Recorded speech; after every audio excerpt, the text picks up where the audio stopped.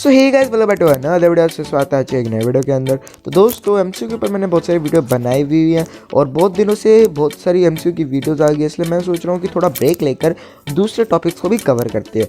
तो उसी के लिए मैं आपको बताने वाला हूँ कि जो 4-5 दिन के लिए से मैं वो black hole the information paradox की थ्योरी के ऊपर रिसर्च कर रहा था, वो आज कंप्लीट हो चुकी है और उसका सारा एनालिसिस और डाटा कलेक्शन हो चुका है। तो मंडे या ट्यूसडे तक मैं वो वीडियो आपके लिए ला दूंगा और डेफिनेटली वो वीडियो बहुत ज़्यादा औसम होने वाली है। तो दोस्तों, एमसीयू के अंदर जो हमारा मेन कैरेक्टर थॉर है, उसको मार्वल ने कैसे ख़राब किया, आज हम उसी के बारे में जानेंगे। क्योंकि थॉर भैया के जो लाइफ है उसके अंदर स्ट्रगल एकदम पानी पीने जैसा है। जैसे हमें दिन में पानी के बगैर जी नहीं सकते, वैसे ही वो स्ट्रगल के बगैर नहीं जी सकते। तो आज हम उन्हीं के बारे में बात करेंगे। तो चलिए वीडियो शुरू करते हैं। पर हाँ, वीडियो शुरू करने से पहले अगर आप चैनल पर नए हैं तो चैनल को सब्सक्राइब करके नोटिफिकेशन बिल्कुल पे सेट कर देना, जिससे आपको हमारी वीडियो के अपडेट्स मिले जैसे हम वीडियो अपलोड करें। तो गाइस, मेरा नाम है ईशान और आप देख रहे हैं टेक्निकल ईशान। तो चलिए शुरू करते हैं।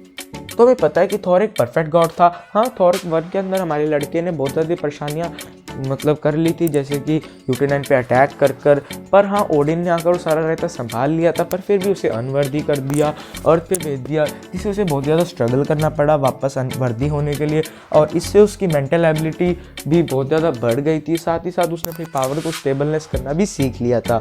और ये झटका उसे एक और लगा थॉर रैग्नारोक के बाद। तो इसके बारे में आगे बात करूँगा। तो थॉर 1 के अंदर उसे एक और झटका लगा, क्योंकि उसे ये पता लगा कि लोकी एक शेर की तरह है, अगर उसे बाहर छोड़ा गया तो वो सारा काम बिगाड़ देगा। इसलिए उसे ये पता लगा कि लोकी को एसगार्ड में ही रहना होगा। और उसने लोकी को आखिरकार रोक कर थॉर द डार्क वर्ल्ड में उसे वापस पिंजरे में बंद कर दिया था। और साथ ही साथ थॉर द डार्क वर्ल्ड के अंदर उसने लोकी को मारा हुआ भी देखा था, जो उसके लिए बहुत ही ज़्यादा इमोशनल सीन था। क्योंकि चाहे जैसा भी हो, लोकी उसका भाई था और वो उसे भाई की तरह ही दर्जा देता था। हाँ, लोकी इससे जेलस करता था क्योंकि इसके पास म्योनिर था और ये बहुत ज़्यादा परफेक्ट गॉड था, इसलिए। तो पर थॉर के मन में ऐसा कभी भी नहीं आया था। और उसको एक और झटका लगा थॉर द डार्क वर्ल्ड में, जो उसके लिए सबसे बड़ा था, यानी कि उसकी मॉम फ्रेगा, जिसका मर्डर कर दिया था मैलकीथ ने।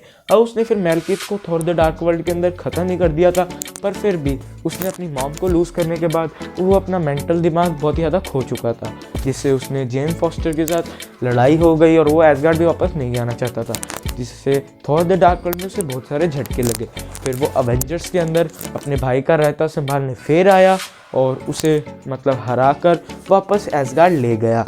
और उसके बाद एज ऑफ अल्ट्रॉन में उसे ये पता लगा कि इन्फिनिटी स्टोन आने वाले समय में आकर पूरे ब्रह्मांड को ख़त्म कर देंगे। जब उसने वांडा के विज़न में इन्फिनिटी स्टोन्स को देखा, एसगार्ड के डिस्ट्रक्शन को देखा, जिससे वो अपनी मेंटल दिमाग को बहुत ही ज़्यादा स्टेबल नहीं कर पाया था। हाँ, एज ऑफ अल्ट्रॉन में तो अवेंजर्स में सबकी फटी थी, पर फिर भी थॉर की सबसे ज़्यादा फटी थी, क्योंकि वो बहुत ही ज़्यादा मेंटल स्टेबल नहीं हो पाया, क्योंकि उसे ये पता लगा कि थोड़ी समय में एसगार्ड का डिस्ट्रक्शन होने वाला है, जब उसने वांडा के विज़न में वो इमेज देखी थी। और एज ऑफ अल्ट्रॉन के बाद जब वो वापस गया वहाँ पर एसगार्ड के अंदर, तब उसे ये पता लगा कि जो ओडिन को इतने सालों से देख रहा था वो तो उसका खुद का भाई लोकी निकला। और उसके बाद वो अपने पिता ओडिन को ढूंढने गया और वहाँ उसे ये पता लगा कि ओडिन अपने आखिरी समय गिन रहे थे नॉर्वे में और अपने आराम से बैठकर चिल मार रहे थे। तो जब वो ओडिन से मिला, उसके बाद वो जा चुके थे और उसे एक गिफ्ट देकर चले गए थे, जो कि था हेला। और हेला ने आती उससे सबसे बेस्ट फ्रेंड, और जो उसे बताता है कि वो वर्दी है और उसने अभी तक कोई गलत काम नहीं किया और सही रास्ते पे चल रहा है, उसे तोड़ दिया, यानी कि म्योनिर। और म्योनिर को टूटते ही वो बहुत ही ज़्यादा अनस्टेबल हो गया था। और उसके बाद हाँ, उसने हेला को मारकर एक बार तो अपना रहता संभाल ही लिया था, पर हाँ, हेला हम अभी तक मरी नहीं है, सबको पता है। और वो क्यों नहीं मरी है उसके बारे में मैं एक पर्टिकुलर वीडियो बनाना ज़्यादा प्रेफर करूँगा, तो वो वीडियो देखना मत भूलना। तो हेला को मारने के बाद, यानी कि एक बार सुलाने के बाद, वो जैसे ही उसने सांस ली आराम की, तो थैनोस आ गया और थैनोस ने एसगार्ड को ख़त्म कर दिया, लोकी को मार दिया और थॉर भी मरते मरते बच गया। और उसके पास कोई वेपन नहीं था जिससे वो थैनोस को मार सके। तो फिर वो नेडावेलियर से एक बढ़िया सा स्टॉर्म ब्रेकर लाया। हाँ, और स्टॉर्म ब्रेकर को जब उसने थैनोस पे चलाया तो वो थैनोस के सिर की जगह उसने उसके चेस्ट पे मारा, जिससे थैनोस ने चुटकी बजाकर सारे लोगों को गायब कर दिया। और 5 साल तक ये सारी चीज़ का गिल्टी उसने अपने आप पे लिया, क्योंकि उसे लग रहा था कि ये उसकी गलती थी कि उसने सिर पे नहीं मारा। वैसे टेक्निकली उसकी कोई गलती नहीं थी, क्योंकि उसे पता ही नहीं था कि थैनोस इस हालत में भी मतलब चुटकी बजा लेगा, और उसे ये भी नहीं पता था कि उसके सिर पे मारने से वो मर जाएगा। तो ये किसी को भी नहीं पता था, इसलिए उसने ये सारा जो इल्ज़ाम था अपने ऊपर ले लिया था। और एंड गेम में हमने उसकी हालत देखी थी, वो 5 साल से बियर पी रहा था, नाचोस खा रहा था और आराम से बैठ के फोर्टनाइट खेल रहा था वाईफाई लगवा कर, और अपनी चिल की ज़िंदगी जी रहा था। और उसे थैनोस के नाम से भी चिढ़ होने लग गई थी। और लास्ट में उसने थैनोस को एक बहुत ही अच्छी तरह, मतलब उसने तो नहीं मारा पर उसने फिर भी उसका बहुत बुरा हाल कर दिया था।